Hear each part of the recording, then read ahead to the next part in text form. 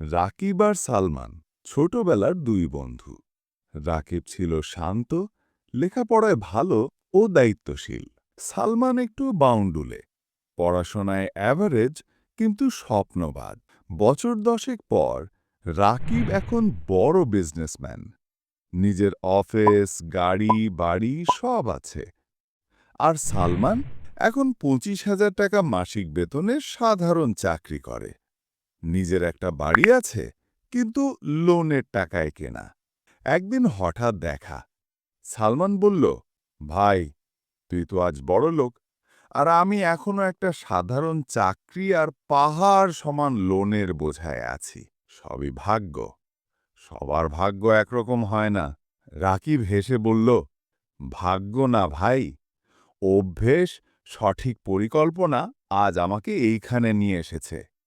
তুই শুধু স্বপ্ন দেখেছিস, আর আমি স্বপ্ন পূরণের জন্য কাজ করেছি।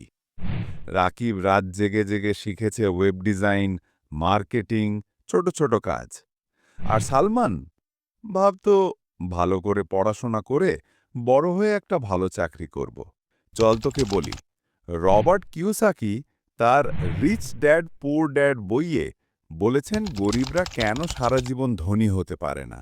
তিনি বইটিতে নিজের জীবনের দুটি চরিত্র তুলে ধরেছেন। একজন হলেন তার নিজের বাবা, যাকে তিনি বলেন পোর ড্যাড। আরেকজন তার বন্ধুর বাবা, যিনি ছিলেন একজন বড় ব্যবসায়ী, যাকে তিনি বলেন রিচ ড্যাড। দুজনই ছিলেন শিক্ষিত, তবে তাদের অর্থনৈতিক চিন্তাধারায় ছিল বিশাল তফাৎ। পোর ড্যাড বলতেন, ভালো চাকরি পাও, নিরাপদ থাকো, খরচ কমাও।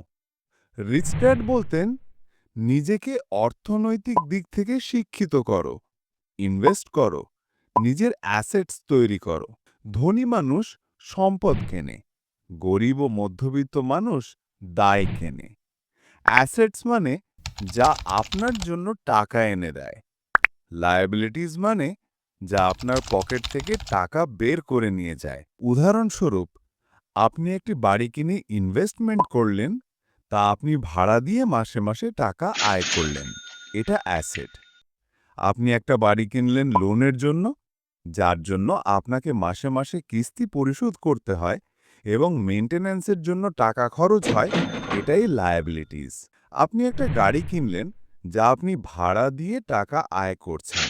এটা হলো অ্যাসেট।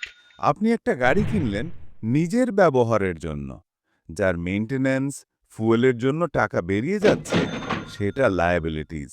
তাই ধনী হতে চাইলে আমাদের উচিত অ্যাসেটস বাড়ানো এবং লায়াবিলিটিস কমানো। স্কুলে আমরা গণিত, বিজ্ঞান, ইতিহাস শিখি, কিন্তু অর্থ কিভাবে কাজ করে তা শেখানো হয় না। রবার্ট বলেন, ধনী হওয়ার প্রথম ধাপ হলো ফাইন্যান্সিয়াল শিক্ষায় শিক্ষিত হওয়া।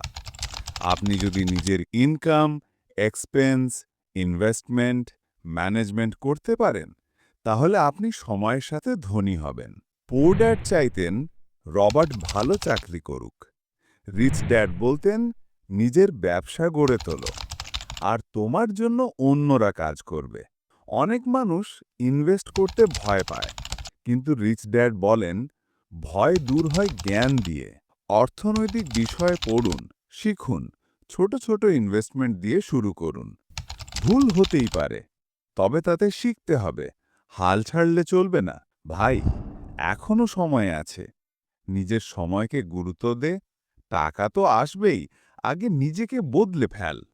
জীবনে ধনী হওয়া ভাগ্যের ওপর নয়, অভ্যেস আর সিদ্ধান্তের ওপর নির্ভর করে। তোমার সিদ্ধান্ত তোমার ভবিষ্যৎ বদলাতে পারে। ভিডিওটি যদি আপনার ভালো লেগে থাকে, তাহলে লাইক দিন, শেয়ার করুন এবং কমেন্ট করে জানান আপনি বইটি থেকে কি শিখেছেন। আর এমন আরও ফাইন্যান্স, ইনভেস্টমেন্ট রিলেটেড ভিডিও দেখতে সাবস্ক্রাইব করুন আমাদের চ্যানেল ইনভেস্টওয়াই।